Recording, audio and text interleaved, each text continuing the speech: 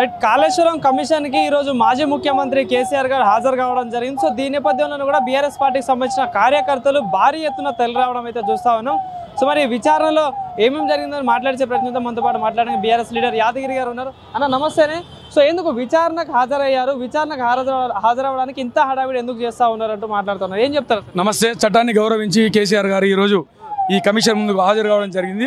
నిజాయితీగా జరిగినటువంటి ప్రాజెక్టు గురించి నిజానిజాలు తెలంగాణ ప్రజలు తెలియాల్సిన అవసరం ఎంతైనా ఉందని చెప్పేసి ఈరోజు కాంగ్రెస్ కక్షపూరితమైన చర్యలతో ఇచ్చినటువంటి నోటీసులకు మరి తెలంగాణ ప్రజలకు అసలు వాస్తవాలు తెలవాలన్న ఉద్దేశంతోనే గౌరవ మాజీ ముఖ్యమంత్రి కేసీఆర్ గారు హాజరై వాళ్ళు అడిగిన ప్రశ్నలకు సమాధానం చెప్పడం జరిగింది. అంటే కాళేశ్వరంలో అవినీతి జరిగిందని ప్రధానంగా ఆరోపిస్తా ఉన్నారు. 1,00,000 కోట్ల వరకు అయిందంటావు, నిజమే అంటారు? ఇదంతా ప్రాజెక్టే 82,000 కోట్లది అయితే 1,00,000 కోట్ల అవినీతి ఎట్లా జరిగింది అనేది కాంగ్రెస్ ప్రభుత్వం రేవంత్ రెడ్డి గారు చెప్పాల్సిన అవసరం ఎంతైనా ఉంది.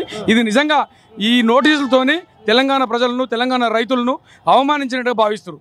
అంటే ఏదైతే ఈ కాళేశ్వరం పేరిట మొత్తం అవినీతి జరిగింది తప్ప ఎక్కడ కూడా ప్రజలకు లాభం జరిగింది లేదు, 1 ఎకరా కూడా నీళ్లు పారలేదని మాట్లాడుతూ ఉన్నారు. డైరెక్ట్గా 18 లక్షల ఎకరాలు, ఇండైరెక్ట్గా 18 లక్షల ఎకరాలు, దాదాపు 38 నుండి 40 లక్షల ఎకరాలకు మరి నీరు అందించినటువంటి ప్రాజెక్టు కాళేశ్వరం ప్రాజెక్టు. అది మర్చిపోయి మాట్లాడుతున్నారు కాంగ్రెస్ నాయకులు, లీడర్లు. అంటే కేసీఆర్ ఆనవాళ్ళు లేకుండా తుడిచేస్తామంటూ కాంగ్రెస్ పార్టీ ముఖ్యమంత్రి మాట్లాడుతూ చాలా మంది చెప్తా ఉన్నారు. ఇది నిజమే, సాధ్యమవుతుంది? ఈరోజు తెలంగాణ ప్రజలలో కేసీఆర్ ముఖం కనబడుతుంది.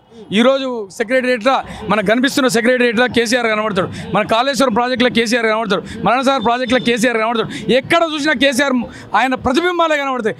ఆయనను తూడ్చేయడం కాంగ్రెస్ ప్రభుత్వం తరం కాదు, రేవంత్ రెడ్డి తరం కాదు. మరొక జన్మెత్తిన అది రేవంత్ రెడ్డి కేవలం ఈయన విమర్శించడానికి పనికొస్తాడు తప్ప ఆయన తుడిపేయడం అనేది, ఆయన చరిత్ర తుడిపేయడం అనేది ఈ జన్మలో కాదు ఆయనకు. అంటే 10 ఏళ్లలో తెలంగాణ సొమ్మును రాబందుల్లా తిన్న వాళ్ళు కూడా నన్ను ప్రశ్నిస్తారా అంటూ ముఖ్యమంత్రి చెప్తా ఉన్నాడు. ఏమంటారు? 10 ఏళ్ళల్లో మేము చేసిన అప్పు 4,30,000 కోట్లు అయితే 18 నెలల్లో ఈయన చేసిన అప్పు 1,60,000 కోట్లు అని చెప్పేసి తెలంగాణ ప్రజలందరికీ తెలుసు. మరి ఎవరు అప్పులు చేస్తారు? అప్పులు చేసినా ఈరోజు తెలంగాణ ప్రజలను, తెలంగాణ గవర్నమెంట్ కేసీఆర్ గారు వచ్చిన తర్వాత నిజంగా అభివృద్ధికి అప్పు చేసాడు. కానీ ఇలాగా నిజంగా ఏ అభివృద్ధి లేకుండా అప్పు చేసిన గనుడే రేవంత్ రెడ్డి. అంటే రాబోయే 10 ఏళ్ళు కూడా నేనే ముఖ్యమంత్రి అని మాట్లాడుతూ ఉన్నారు. ఎక్కడ కూడా కేసీఆర్ ఆనవాళ్ళు లేకుండా చేస్తూ ఉంటారు.